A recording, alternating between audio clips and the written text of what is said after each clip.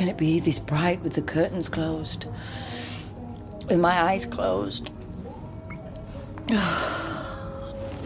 Was he worth it? Can't have been. Nothing is worth a headache of this magnitude. Okay, focus. 1, get out of bed. 2, shower. 3, painkillers. 4, coffee. Scrap that, painkillers now.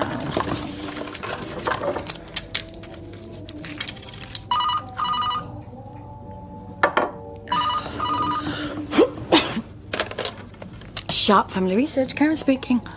Where are they? My papers. What have you done with them? I've got them. Look, they're safe.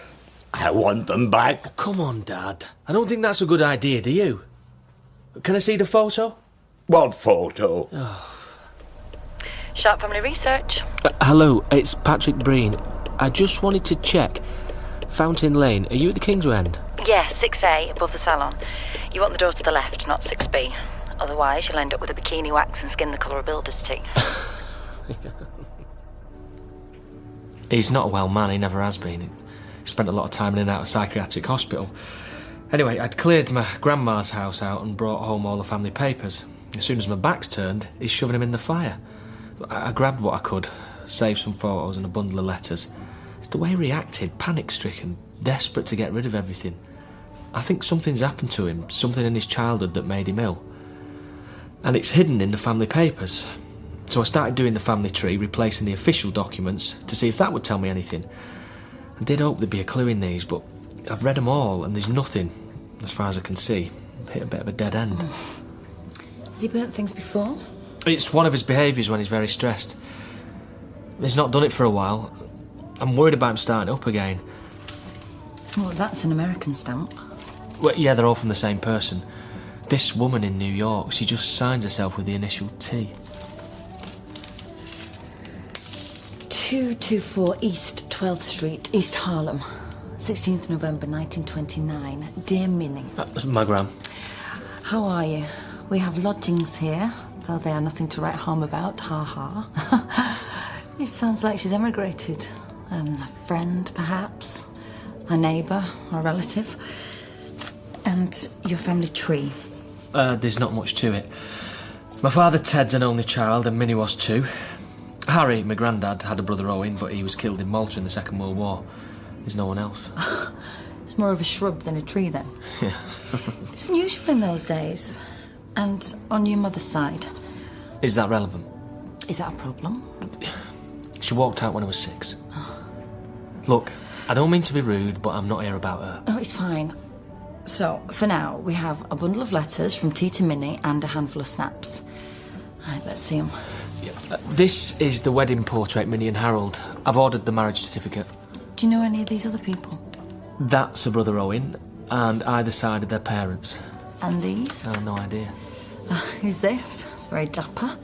Men had different ears in those days. Have you ever noticed? Like, grew at right angles to the head like wing mirrors. That's my dad. Ted. How old was he then? Southport, August 1946. He'd just be 16. That's a lot. Except he kept one of the photos. He didn't burn it, I've no idea why, and he won't show it to me. OK. Well, you carry on with the documents. And what'd also help is any family stories, anecdotes, bits of gossip. There wasn't much of that, really. I suppose with it being such a small family, and I'm the end of the line. No children? No, divorced. Oh, sorry. That's a couple of years. I'm coming out the other side. Living with my dad wasn't the best recipe for domestic harmony. I can imagine. I prefer my own company. Do you? Usually. So, I'll read through the letters, see if anything jumps out. Might help if we knew who wrote them, had a name. Perhaps your father might remember. Oh, yeah, I can ask. And I'll find out what I can about Owen. Oh, here's my card. Illumina Lighting Design. Is this your business? Yeah, I wish. No, I'm just one of the designers. At least I get to work from home. Yeah, I never got it right in here. All that task and accent and ambience stuff. Yeah, we could always do a deal. I'll pay you in kind. No, thanks. A cheque will be fine.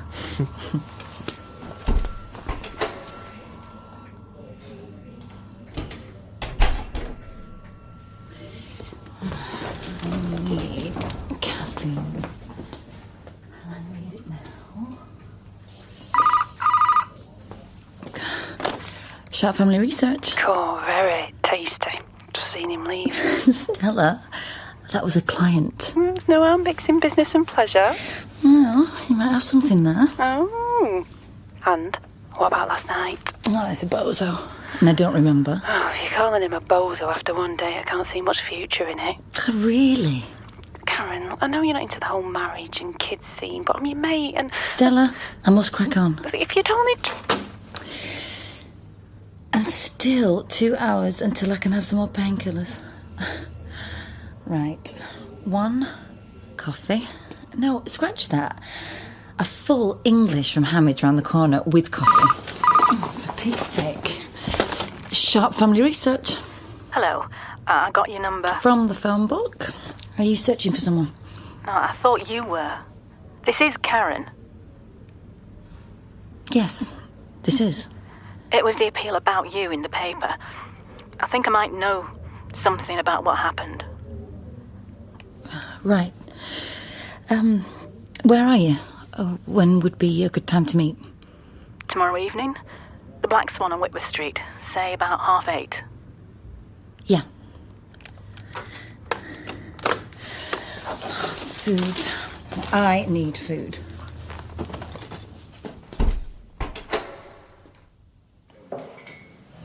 Usual, Karen. And 2 mugs of coffee. You'll know next time.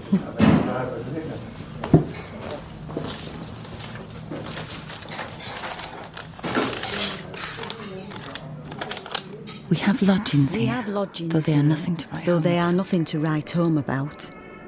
We are on the 3rd floor and the water is from a pump in the yard. I spend half my life going up and down with buckets. We have 2 rooms and share a sink and a WC in the hallway. East Harlem is called Little Italy, and that is spot on. Most of our neighbours are Italians. Even the signs in the shops are Italian. Jack had work at a foundry, but with the Wall Street crash, the place closed down. Some good news. I'm expecting. I was very seasick on the passage over, but this is worse. With love to you and Harry. T. Full English. What's this, Karen? Love letters, is it? in my dreams. Those papers are mine by right. She was my mother. They should come to me. Yeah, what, so you can chuck them in the fire again if the fancy takes you? Anyway, they're not here. What have you done with them? I've given them to a researcher. What? What researcher? Sharp Family Research. I'm just trying to help, Dad. What happened? Nothing. Then why are you in such a state about all this? Who were the letters from? Someone who emigrated, her name began with T? Who was she? 1930. Dear Minnie, thank you so much for the matinee jacket and rompers. Baby Billy is thriving. How I wish we had a ground floor room with all the extra washing. People say it will be a bitter winter and coal is terribly dear. We have taken in lodgers to help with the rent, Rocco and Enzo from Naples. I'm teaching them some English. They are nice lads and no trouble at all. Enzo sings songs from home and Billy loves them. Jack is a bit low. I think he misses home too. He spends half his life in the speakeasy and comes back spoiling for a fight. Hardly living the dream, are you, girl? Just lousy timing, eh? You reach the promised land and lo, the Great Depression rolls in. Hello? Karen, it's Patrick. I've got a name. Matilda Donnelly. Tilly for short. Excellent.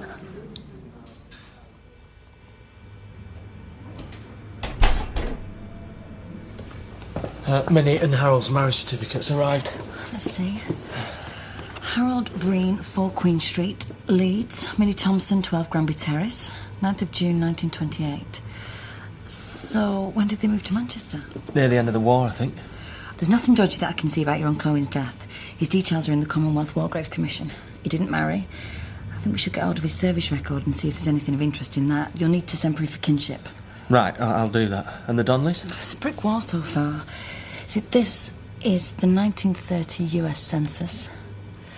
The East Harlem address is a tenement, so, well, as you can see. Oh, there's dozens of them, rows and rows. And the writing. You get used to that. And I can zoom. Oh, yeah, nifty. Oh, now, I found this. Donnelly, Martin. Yeah, but he's 66. And single. It could be your father got the surname wrong. Could you check with him? Oh, he shut himself up in his room. It won't give me the time of day. I'm worried about him, to be honest. He's not been back from hospital that long. Well, no, don't push it. We could always sit here and work through the entries for that address and see if any of them are Matilda and Jack, unless you need to rush off. I'd much rather be here. One advantage of working from home, I've got my phone if they need me.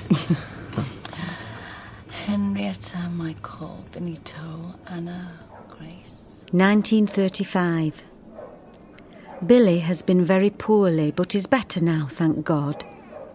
He had a high temperature and terrible fits and couldn't even sit up, poor little thing. We have had terrible trouble with the riots. They smashed up all the shops and every window in sight. Jack has been on a work programme at a building site, but his chest has suffered something rotten. He's a mean drunk, Minnie, and thinks nothing of clouting me. Sometimes I can't do right for doing wrong. You are so lucky with Harold. Bartholomew, May, Declan, Marco, Salvatore, Martha. July 1942. We were so sorry to hear about Owen. This terrible war, and there seems no end in sight. Rocco and Enzo have been put under restrictions as internal enemies. Plain daft if you ask me. Jack won't pass the draft with his chest so bad. Things have been very hard, Minnie. Jack took his fist to me the day before yesterday and broke a rib. I've bound it up tight, but the pain takes my breath away. Billy is clamouring for a leather football for his birthday next week, but he will have to whistle for it. Billy and I walked all the way up Fifth Avenue last week. You should see it. Empire State Building and Saks and Tiffany's. How the other half lives. With love to you and Harold. I think I have found our letter writer. Look. Donlan, John, head of family, Teresa, wife, different names. Same initials, Donlan, Donnelly. The names are similar and Jack is often short for John. Place of birth, England. Year of immigration, United States, 1929. Yeah, that all fits. Do you think it's them? It looks promising. Ted had it wrong. Yeah, and we got all that online. Yeah, I'm impressed. Oh, it's a great tool, the internet. You'd be surprised how many nuggets you can pick up using a basic search engine. Look, if I type in Patrick Breen, Manchester, I get loads of other genealogy references. Breen family Sligo. Some hockey player. Look at him. It's an interesting incarnation. And... is this you? Patrick Breen led the light and design team for the conference centre. Try Teresa Donham. New York. Bloody hell. Teresa Donham was convicted of the murder of her husband, John Joseph Donlan, in East Harlem. True crime file. 1944, Donlan, murderess, gets electric chair in notorious Sing Sing. Renewed calls were made to scrap the use of the electric chair after an apparent malfunction of the device at the Sing Sing prison led to grisly scenes, and witnesses claim it took 4 separate jolts to kill the condemned woman. Oh, there's a picture. She was in the wedding photo. Look, here. It's the same woman. God, no wonder she stopped writing. John Joseph Donlan died in a pool of his own blood in the kitchen at the family's East Harlem tenement on May the 6th, 1943, when his wife Teresa attacked him with a butcher's knife. Mrs. Donlan ran screaming to her neighbours after the brutal slaying of her husband and begged them to fetch the police. A burly construction worker had been drinking heavily throughout the day and beat his wife in a frenzied assault which led to the fatal stabbing. The couple's 12-year-old son, William, arrived home to a scene of carnage, his father slain and his mother weeping as she was led away in handcuffs. That's terrible. But what's any of this got to do with us? I mean, I'm back to square one. Look, she knew your family. Minnie kept the letters and Ted tried to burn them. There's something that we're missing. I'll put together what I can about the trial. There's an archive at the Central Library. There must be some stuff in the newspapers there.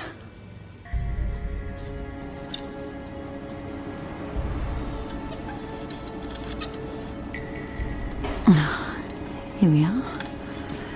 Leeds woman faces electric chair. Teresa Donlan, formerly of Granby Terrace, Holbeck, Leeds. Ah, yes. Same street. Was yesterday sentenced to electrocution in the state of New York.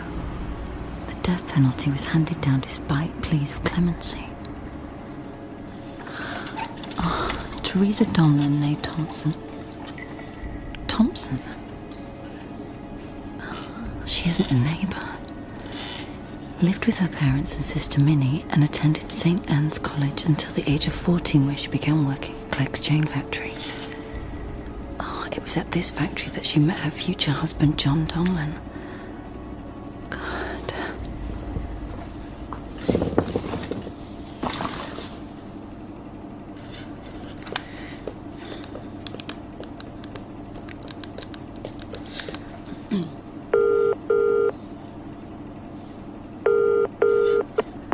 Hello?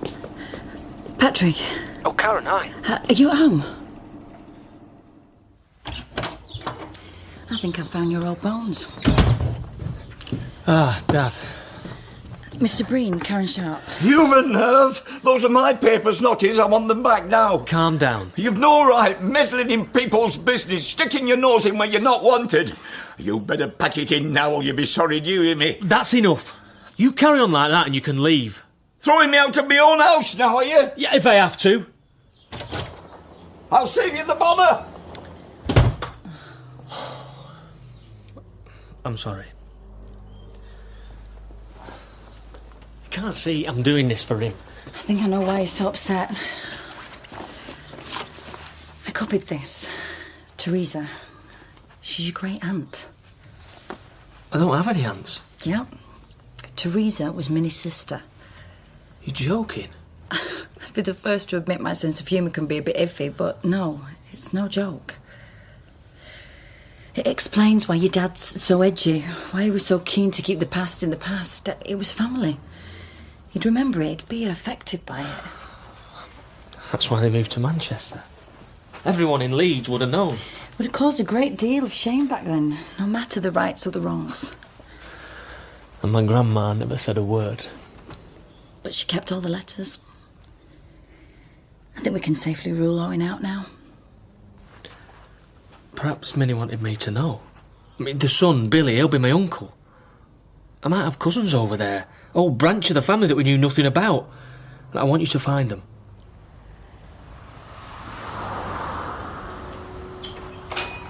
Off out again? Bozo been in touch, has he? No, it's just a client. Work. Ah, that client. No. You're staying late, aren't you? Yeah, some of my customers want even... why are you changing the subject? Someone rang about my appeal. Said she might know something. Oh, Karen. Look, hold the champagne. Don't even know if she's going to turn up. She didn't even bother leaving her name. Well, good luck.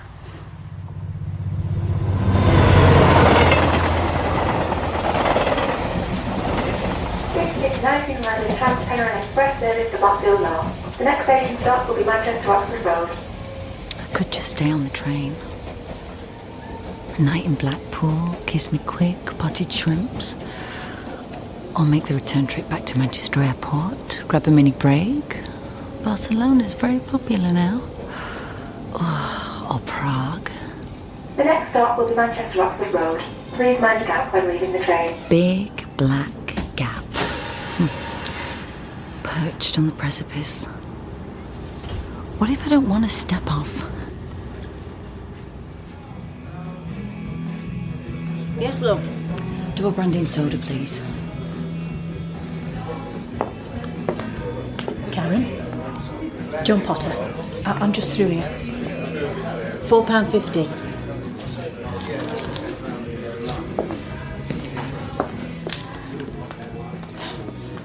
I wasn't sure if you'd come. You said you had some information. Possibly. It said in the appeal that you were born in 1973 in the March. And? In Fallowfield. That's where... Yeah. I've got a sister. I was still at junior school. I had no idea what was going on. And does she know that you're here? No. I thought it might be best if I met you first. That Christmas, 1973, Christmas Eve, Nicky came home drunk. There was a big shouting match and they sent her up to bed. We shared a room. Nicky was crying and I didn't know what to do. And then she told me she'd had a baby. She'd had a baby and she had to leave her. I thought she was making it up at first. She kept it hidden from everyone. I mean, we'd slept side by side and I'd never... She'd done her mock O-levels, had the baby, left it and gone back to school until the summer. In the end, Mum and Dad had found out, but me... Then I had to pretend I still didn't know. They'd have killed her for telling me. Bad example. After that, whenever I tried to ask her about it, she got really upset and told me not to. It got so we never mentioned it. It was taboo. Then a few weeks ago, she got a diagnosis. Cancer of the bowel. They caught it early and she's having treatment. So now she's wondering whether to make some inquiries. Where did she leave her? Oh, I don't know. But we were a stone's throw away from where they found you. Sharp Street. Yeah, we were round the corner, Kaplan Street. It's all gone now. Look, I need some proof. Ask her what I was wearing. Exactly what I was wearing. Right. Do you know when... Well, if I get a chance, I'm round there later.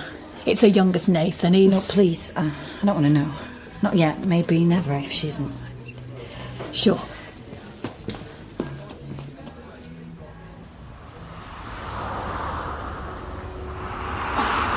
Hiya. How'd it go? Didn't feel right. No resemblance. The facts need checking, but it's probably a dead end. She said she'd ring. Oh, want some company? Nah, it's fine. Look, I knew it was a long shot. Oh, there was some bloke after you before. Didn't leave a name. What's he look like? Old guy, grey hair, big ears. Eyebrows needed attention. Ted Breen. What did he want? Ooh, like wasps on jam, aren't they? Oh, come on, come and have a drink. No, look, I'm knackered. I've still got some reading to do. Yeah, you are looking a bit peaky. Thanks. Facial, that's what you need, or a bit of reflexology. Hey, I've got a student doing that on Tuesdays. It's very popular. So's fishing. Just not for me. Well, don't stay up all night then. April 1943. Dear Minnie, Jack is on the road widening for now. He is up at 4 and the work is very hard. Billy is doing deliveries after school to help out. I am in the factory, in the packing department. They are a really nice bunch of lasses. We have a joke and a sing-along, and there's a right good atmosphere. Jack's not so keen. Sometimes I think he can't bear to see me happy. Rocco and Enzo have moved out. I've not been so bright. Perhaps when the war is over, we might think about coming home. We've precious little to show for our time here. Oh, and a month later, you'd killed him. Hello? Hi, it's Patrick. You got a strong stomach? Why? True crime account of Teresa's execution. Oh, perfect big time reading. Oh, well, if you think it's No, go on. At 7 a.m. on August the 23rd, 1944, in the presence of 12 witnesses, Teresa Donlan was executed in the electric chair. Donnan was wearing a plain blue shift dress. She was not wearing any jewellery, and although the prisoner had requested a final meal of roast chicken and vegetables, she had been unable to consume anything. Hardly surprising, is it? Prison warden Jeremiah Brooke asked Donnan if she had any final words. "May God forgive me," she whispered then. "Be a good boy, Billy." A reference to her 14-year-old son. The prisoner was strapped into the chair, and the leather helmet containing a wet sponge and copper electrode applied to her head above the temple where an area had been shaved. A black cloth bag was placed over her head. A second sponge and electrode was fastened to her lower leg. The atmosphere in the room was sombre. The first jolt of 1800 volts lasted for 20 seconds. 20 seconds? That's hideous. Yeah, I know. Look, there's more. Only after the fourth shock was the prisoner pronounced dead. Oh, that poor woman. The prison governor, Mr. Vincent, answered critics saying the electrocution had only lasted a total of 5.5 minutes. Oh, well, that's all right then. Are you okay? Yeah. It just makes you think. Have you said anything to Ted? No, not yet. He's still holed up in his room. I'm going to try. If he knows it's out in the open, maybe he'll be able to come to terms with it. You know, cope better. Good night, then. Yeah, night. I'll see you in the morning.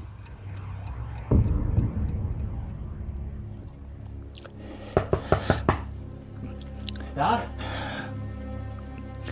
I wish you'd come out. You okay? Promise me. Promise. Hottest part of the flame is blue, not I know white. she was, Dad. Teresa Donlan, Minnie's sister. I know what happened to her. 1400 be all right, degrees Dad. centigrade. You get your fingers burned. Just a spark. All it needs. Dad. Cleansing Dad, fire. it's a very sad story, but it was a long time ago. I just wanted to help, to understand. You okay? Do you want anything? Do you want me to get a doctor? I'm all right. Just try and get some sleep then, eh? Where would he go? He's 14 years old by then, an orphan. The war's on. Well, maybe he joined up, lied about his age. A neighbour might have already taken him in while Teresa awaited trial. Or they'd put him in one of the boys' homes till he was 16. Unless Minnie went over to look after him. Is he still alive? Let's see. Deaths. William Donlan, birth 1930, USA, New York. Here we go. No matches. 1930. Yeah, well, sometime after the April census. Karen. He reinvented himself. All those letters and Teresa never mentions her nephew Ted. With love to you and Harry, she never says a word about Ted. Wait, one of the letters. Look. July 1942. Billy is clamouring for a leather football for his birthday next week. July 22nd, 1930. Oh, Patrick, another skeleton has just crashed out of your cupboard. Oh, but the authorities, the documents. Wartime and the aftermath. Records were destroyed. People were on the move. God, it was chaos. It wouldn't be that hard to get new documents, change your name. I can't take it in. They'll move across to Manchester and start over. Ted grows up, settles down. They've been through all that. Both his parents. A man whose whole life is built on lies and secrets. No wonder he's ill. Oh, you're angry. He didn't trust me. And it's not just him, they all lied. Look, lots of families have something shoved under the carpet. And what have you got lurking under yours then? You don't want to know. Maybe I do. Maybe when I know you better. Was that a promise?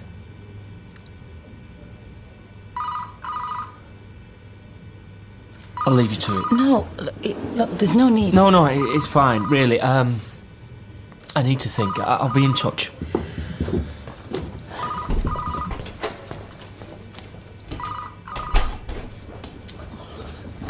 Sharp Family Research. It's John Potter. Right. And the world stills. Freezes. here, suspended in the safety net of the unknown. Of those few stark facts. The 4th of March, 1973, Sharp Street. The doorway to the chemist shop. Karen, the Saturday girl, found the baby. She still sends a card every year. It was drizzling. The baby was wrapped in a blue check tea towel and newspaper. There were no clothes. Once she speaks, then it could all change. The net gone and a new world, past and future, blood, identity, family hurtling up to hit me. It wasn't you. I'm sorry. It wasn't March. She left the baby on the steps at the mother and baby home. Nikki was seen. They stopped her. The baby went for adoption. Nikki's hoping to contact her now. Right. What was the maiden name? Lipton. I'm sorry, if there's No, any... thank you.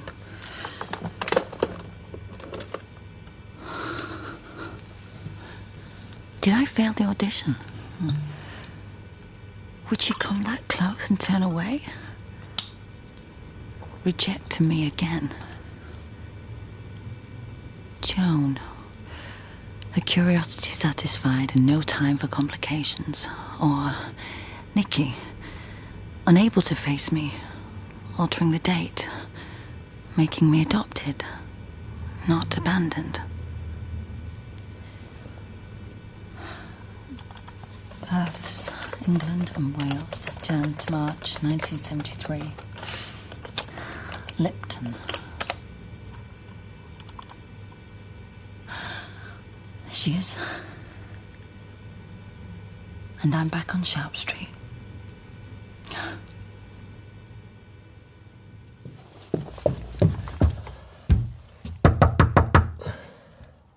Dad? You can't stay in there forever. Dad?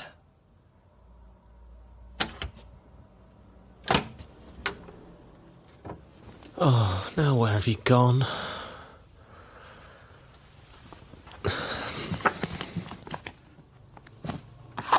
The photo. Teresa and Billy.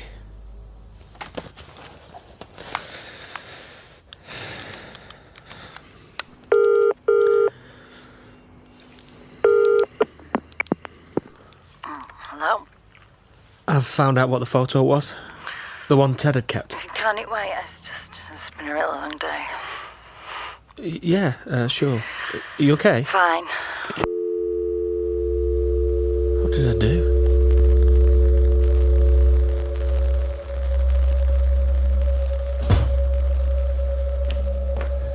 Where have you been, Dad? I've been waiting. You never said you were going out. That's my picture. Give it here. Just calm down. Look, here, have it. It's all right. I know. You're Billy. I'm not. No, I'm not. You're Billy. No, Dad, stop it. Look at me. That is you and your mother, Teresa. Minnie and Harold pretended you were theirs. It's going to be all right now. Look, I read the letters. You were growing up... The letters have gone. You shouldn't have given them away. They've gone now. I've seen to that. Too hard to touch. What do you mean? Ashes to ashes. Nothing's left. Terrible power, fires, fears. Karen. What have you done?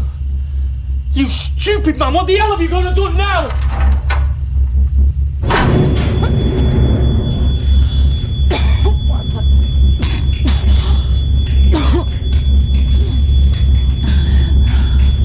What's on the stairs?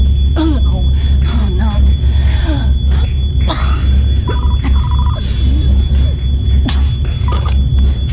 Hello? Karen, it's Pat. The flat's on fire. Yeah, I know. I'm outside. I've called the fire brigade and they're on the way. It's really smoky and I can't get to the door. It's too hot. Right, go back to the window. I'll get a ladder. Just keep close to the floor and stay on the phone, okay? Yeah. I just need to get this. Terrible power. They have names, the electric chairs. Old Sparky, the Yellow Mama. The first shock paralyzes every muscle, destroys the brain, the central nervous system. The second shock stops the heart from beating again. The body becomes too hot to touch. 138 degrees Fahrenheit. Karen! Karen, I've got a ladder! I'm holding it up now! The prisoner is supposed to be unconscious in a fraction of a second. Who would know? The paralysis prevents her from crying out. Suffocating, burning. Oh, things go wrong.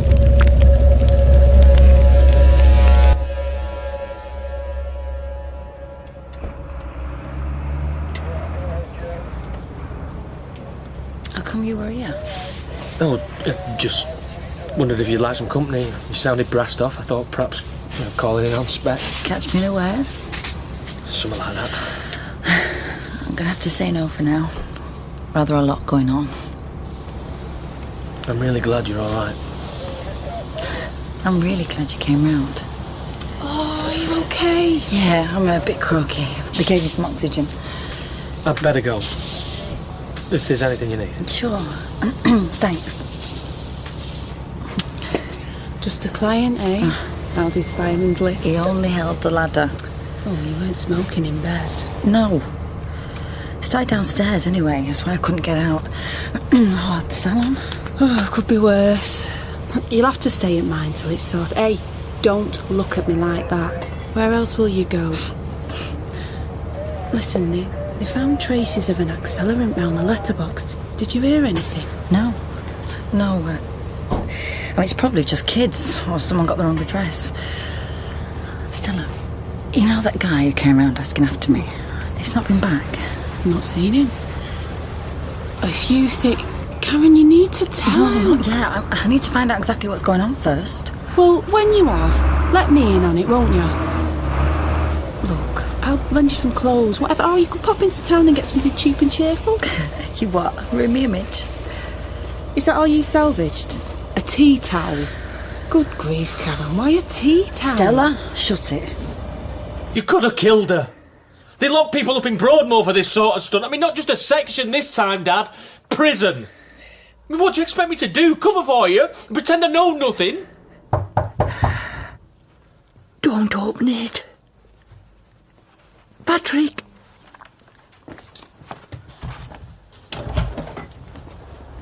Karen. Am I interrupting something? Well, Dad. What? Patrick? You knew? Oh, that's why you came round. And when were you going to tell me, or was it going to be yet another Breen family secret? No, I needed to talk to him. I got you out. Oh, thanks a million. Yeah, well, that's all right then, no worries. What about the next time he takes it into his head to set fire to something? I'm sorry. Dad, why couldn't you tell me any of it? I'm your son. Did Mum find out? Is that why she left? I was 6, imagining all kind of things I should have done to make her stay. I mean, is this why? Tell him. She never knew. She wasn't happy. Me, the moods, the nightmares. And then she met this fella. He made her laugh, she said. Made her promises. He was stable, he... normal. And me? She didn't want me? He didn't. All you went through, I mean, the murder and the trial and the execution. Just talk to me. I mean, she was your mother, my grandmother. Talk to me.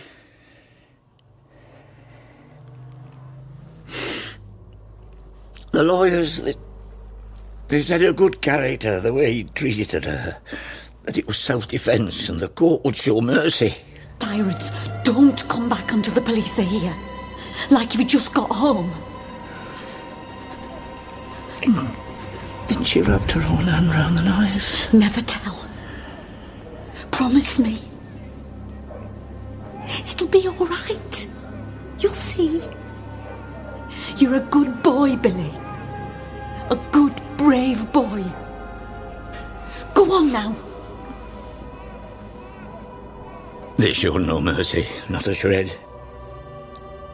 When they passed sentence, I wanted to confess. Billy, that'll do nobody any good. They'll blame us both for lying, for conspiring. They let me see her the night before. You never tell a living soul. Promise me. He made a right mess of it. You know, all over the front pages. 4 jolts. And her hair.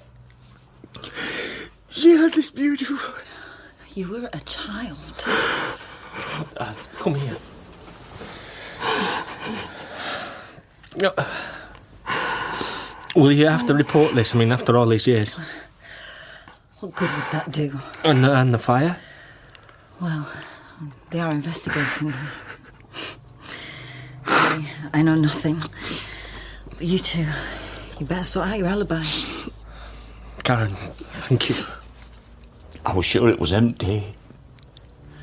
I just wanted to stop you dredging things up. I'm sorry, truly. Yeah, I know. Mind you, bill's gone up a bit. Extra charges for harmlessness and reckless endangerment. Fine. Is that it then? That's it.